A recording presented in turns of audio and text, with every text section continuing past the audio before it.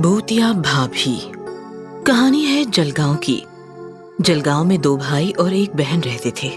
आकाश सबसे बड़ा था। नौकरी करके भाई बहन की जिम्मेदारियां उठाता था। भैया मेरा डोसा। भैया मेरी फेवरेट दाल खिचड़ी। अरे हाँ भाई हाँ, ला रहा हूँ। आकाश सबका मनपसंद खाना टेबल पर ले आया। भैया खाना बनाने में इतना टाइम, किसके बारे में सोच रहे थे? अरे कुछ नहीं, बस थोड़ी सी थकावट थी। वही तो, आपको आजकल कुछ ज्यादा ही थकान महसूस हो रही है।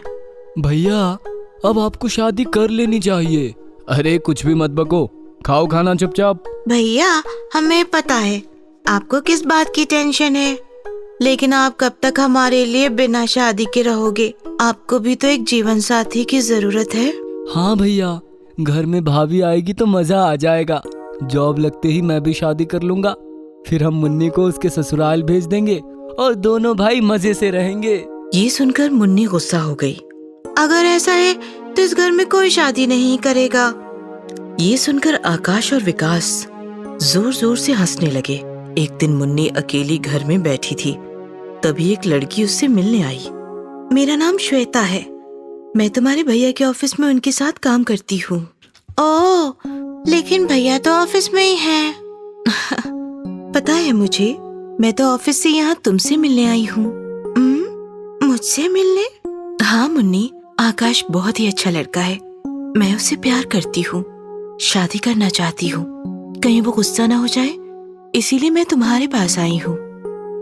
ये सुनकर मुन्नी बहुत खुश हो गई। डोंट वरी भाभी, भैया को पटाना मुझे अच्छी तरह से आता है।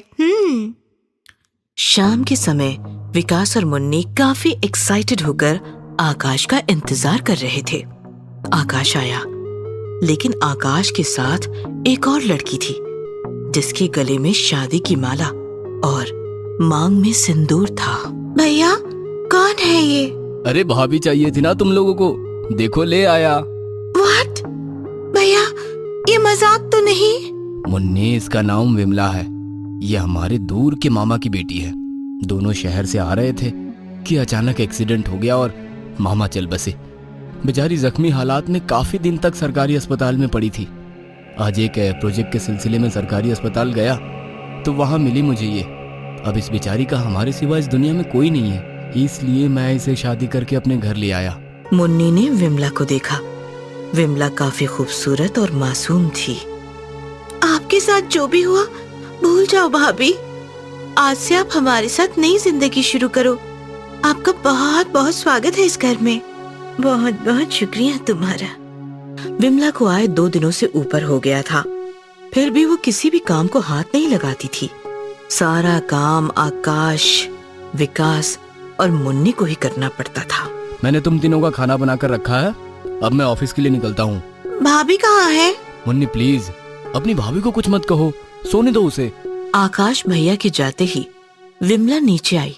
भाभी आपको शर्म नहीं आती? इस पर विमला अजीब आवाज में चीखी, मेरा सर दर्द कर रहा है, मुझे तकलीफ ना दे ऐ लड़की।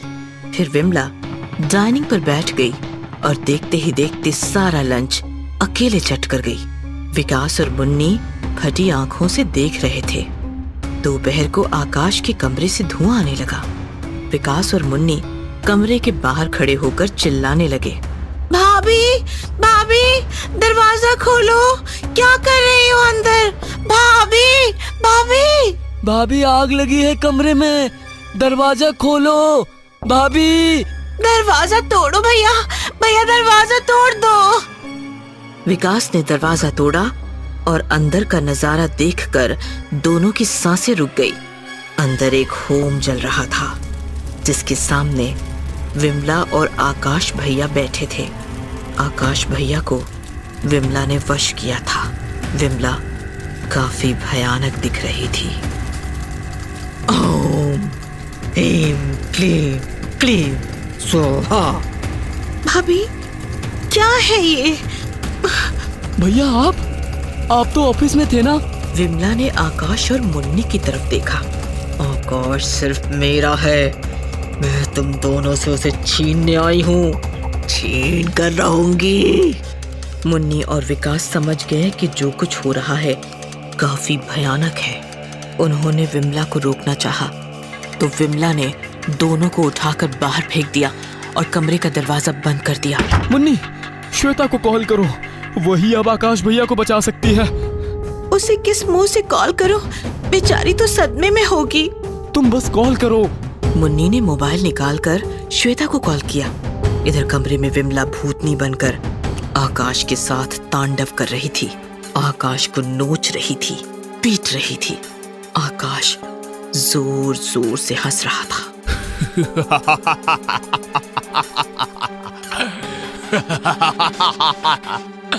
अपने भाई बहन को मारेगा ना, मेरे साथ चलेगा ना।